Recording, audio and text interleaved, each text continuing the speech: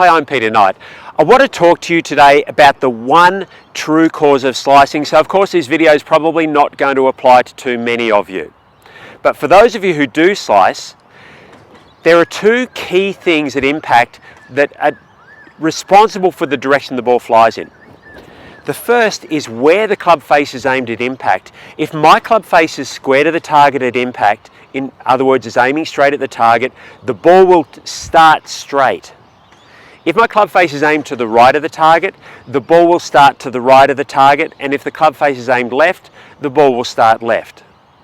The second major influence, there are more than two, but these are the two key ones. The second one is the path of the club through impact. Now bear in mind that the path of the club is an arced path, so it's not actually going toward the target for very long at all during the swing. But if the path of my club and the face of my club don't match up, then it's going to cause the ball to have some form of curve on it. Now here's the reason why you slice. Because the club face is open to the path. So let me explain what that means. If I swing the club through on a correct path, in other words, when the club strikes the ball, the club head is traveling toward the target, but my club face is aimed to the right, it's going to cause the ball to curve off to the right. The more it's aiming to the right, the greater the curve. The longer the club, the greater the curve because of the club head speed and also the lack of loft on the club. So that's the true cause of slicing. Now, I can also slice, and this is probably the most common way. My club face might be square, or it might be a little bit open, aiming a little to the right of the target, but the path of my club is actually swinging across to the left of the target.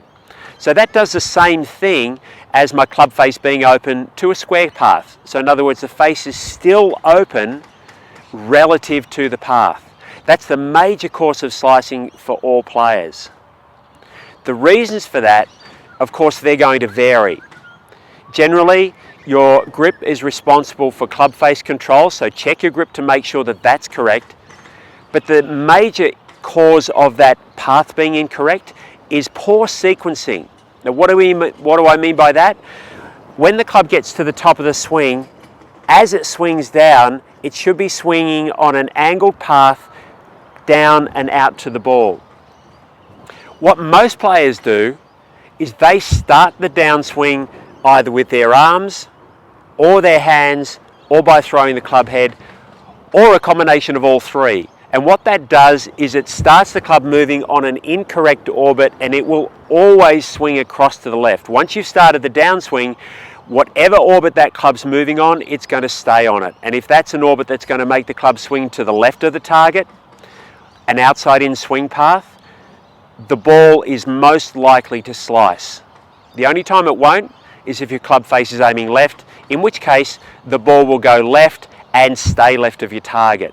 Now often for people who slice the ball, their shot pattern is that with irons that are short irons, so that's the higher numbered irons, they're going to go straight left. But as the club gets longer and they get to their woods, then the ball is going to curve off to the right. So check the swing path, check control of your club face, and then find out what is actually causing that slice, and it's likely to be one of those two things, but most likely the path, and then get to work on that.